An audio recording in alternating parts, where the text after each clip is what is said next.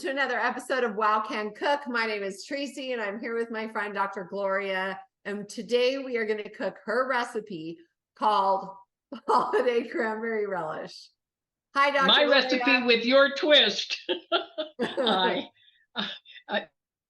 We were bantering back and forth about, it's my recipe, but she keeps changing it. So you can change it however you want to change it. Just make it this way first.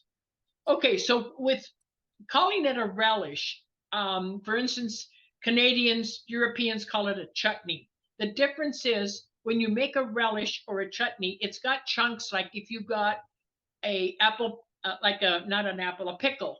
Like if you got a pickle relish, you know how it's got some chunks, but it's still juicy. It's the same thing. You don't want it to be like applesauce. So use a food processor, but I don't know if if chops or you want to just do it little by little so that you process it and don't make it just mush. Okay? Yeah, I'm not sure. I guess we're going to have to figure that one out today. I guess we're going to have to. So go ahead and start dumping. So you're going to put in what? You've got raw cranberries, right? Fresh raw cranberries. And if they've already been frozen, they really don't come out the same, but you can still make it. This is so that you have a healthy, basically sugar-free, other than the natural sugar in the fruit, relish, rather than that canned stuff with the ridges on it that I have to admit I love, but I can't do it because of the sugar. But I've been to cranberry. Have you ever seen a cranberry bog? I've been to them in Oregon. No. It's fascinating. They walk in the water to pick them. It's great. It's fun. Oh, that does sound fun. Yeah. No, but I've never. Yeah, they grow like in marshes. Cranberries. I always use these. Okay, so 2 cups of these. Right. And you can adjust it. If you feel like, wow, I like that, I'm going to put more in, just adjust it. But this is the basic recipe. Okay, so now you're going to put in the 2 peeled and cored green apples, right? Yes, I did these in advance. They came from my fruit tree. Okay. Okay, 2 apples. Okay, now you're going to get the orange and you leave the peel on, right? Well, that's what your recipe said. Okay, so let me explain the recipe.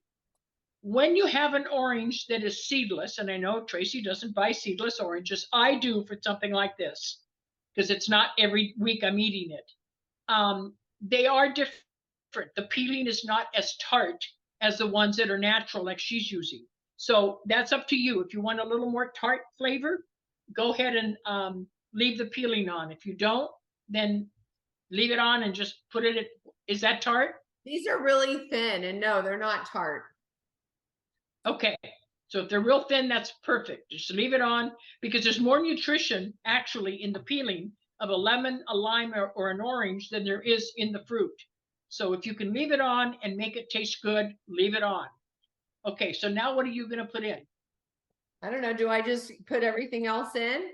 You just put everything else in. Now the monk fruit, let's explain that. Because the monk fruit, you haven't used this one. This is the one I recommended, right? Right. This is new to me. The mama, it's a funny name. Anyway, you have to start it slow. Start with, even less than a teaspoon, maybe a half a teaspoon. Start it slow so that you get it to where you like it, because once you get it sweet, you can't get it out. Okay, so is that a half a teaspoon? Okay, so just try that. You probably don't want it as sweet as I do. That's a powdered monk fruit. It's pure, doesn't have anything else in it. Then she's going to put, what is that, the nuts? Walnuts. Do I put them in now? Walnuts. Yeah, you put everything in. Just put it in, because it's a chutney. You want it to be like a pickle relish consistency. Okay. I hope it doesn't make us soft. Then you have fresh lemon juice from your lemon trees. Yep. And tell people what you do, because I do that too. I think it'd be great if you gave them that hint.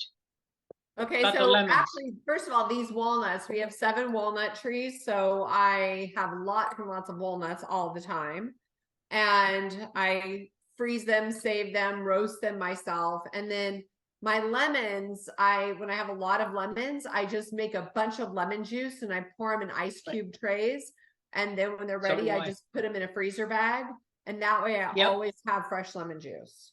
I did the same thing when I had mine, and I really missed my farm. I'll tell you, I'll be getting it soon, God willing. Okay, so now you're putting in half a tablespoon. Are you putting a half? How much are you putting in? Half a tablespoon. It's a half to. Yeah, half a tablespoon's fine. Like I said, adjust it to your taste, Tracy. At the end, I said a half to 3/4 of a fresh lemon juice, but you have to adjust it, hon. And then you want cinnamon powder. So now you've got Saigon cinnamon. No, this so now is you actually, use 1 teaspoon. No, this is actually Ceylon. I just use this container. Oh, okay, for cooking. Okay, so go ahead and use 1 teaspoon. And again, once you taste it and it all gets crunched together, taste it. If you want more cinnamon, if you want a little bit more tart, add some more lemon juice. Okay. Now you're going to see how difficult this is. This is going to be the king on your table for the holidays. Do not make it mushy like applesauce. Just kind of pulse it or whatever you have to do in your particular one to get it where it's like a relish.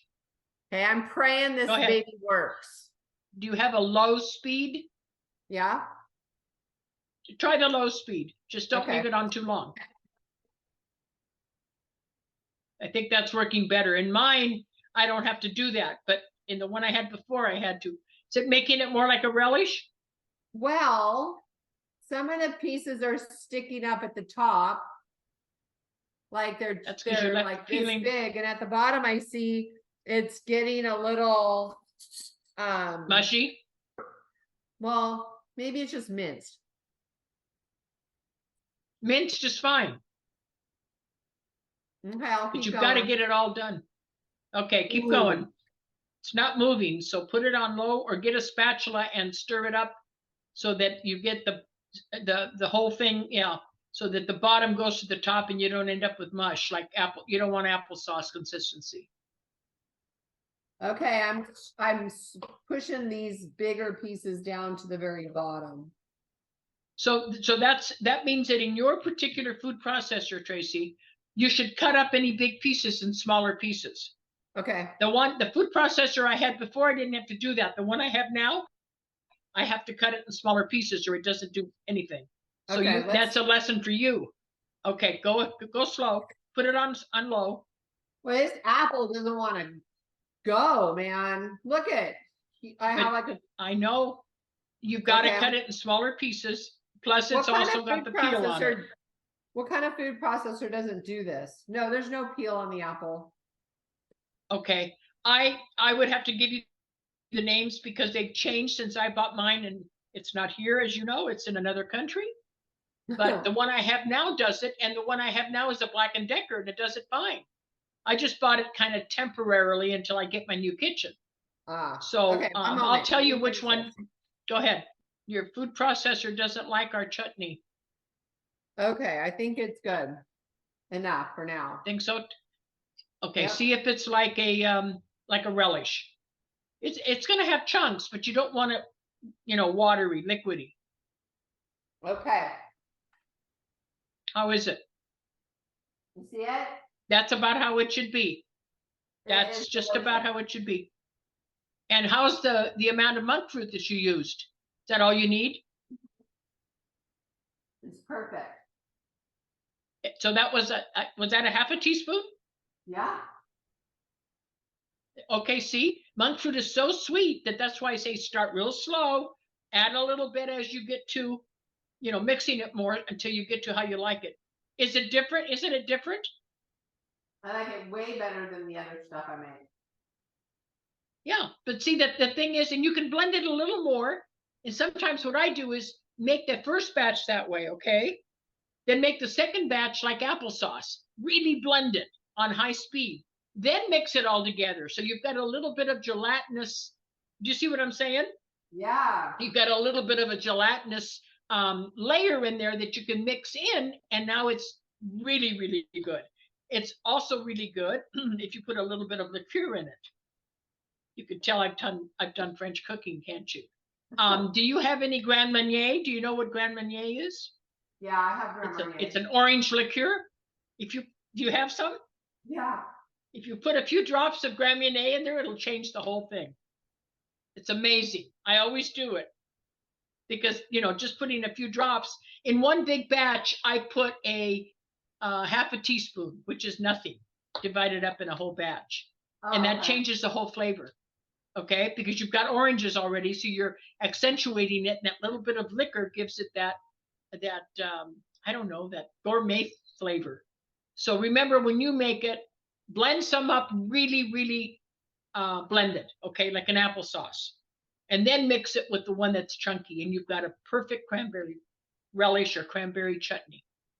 You like it, huh? What I'm going to do is take out half of it from the Cuisinart, and then put half of it in a bowl, and then blend like crazy the rest that's in there, and then mix it together. Because I'm going to send this to my mother-in-law, because she loves the cranberries and loves these flavors, and I won't be able to eat That's what you need to do. That's what I mean, is make part of it like an applesauce and the other part like you just did. Okay, cool. I'll do that. That good? It's a great option for Thanksgiving, you guys, and it tastes good. It's fresh ingredients, and there's no extra sugar. The one I make normally, you cook the cranberries down and you add like, I want to say a cup of sugar and a cup of orange juice, and too much. And so I won't eat the leftovers. It's way too much. I'll eat. Okay, let me give you another hint. You're like, you like to do what I do, is freeze things in ice cube trays. If you freeze this in ice cube trays, it makes a great little relish when you have a roast or some chicken or something, just enough to put on each plate. Just one. It freezes beautifully. Just make sure you take them out of the ice cube trays and double bag them so they don't freeze or burn. I had some I forgot I had, and 6 months later I went, oh, these probably aren't good, and it was just as good because I double wrapped them. So then you can just place one on each plate, let it defrost a little bit, and they've got a little dab of relish on their chicken or their, you know, standing rib roast or whatever you want to put it on. That sounds pretty gourmet, Dr. G. Well, it's supposed to be. Okay. Remember, presentation is really important. Remember something, Miss Tracy. Color feeds your subconscious like nutrients feed your body. If it doesn't look good, it doesn't have the same frequencies, so it doesn't tell your subconscious this is something good. It doesn't have the appeal to it. Okay, so it doesn't matter if you just buy. I collect fancy plates. You know, like if I see autumn leaves on a platter on sale at one of the stores, or after the holidays or after the season, or a cute little Easter colored dish or something to serve, I always buy them because I always find a reason to use them. You don't have to have a dozen, you just have one or two, and it makes all the difference in setting a table.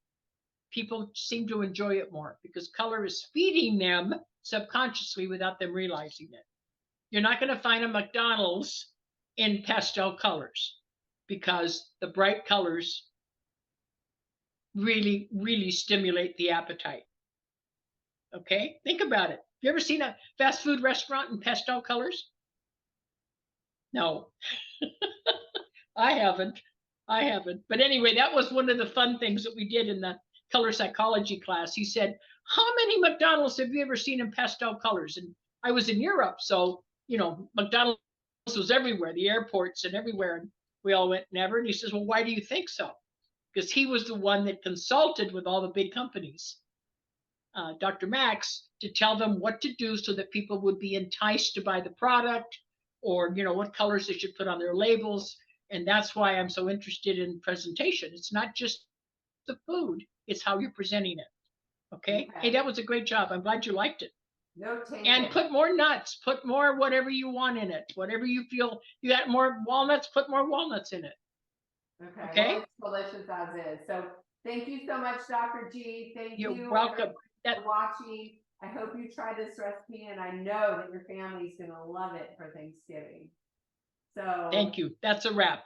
All right. Thank you. Bye for now, you guys. See you on the next show. Good job.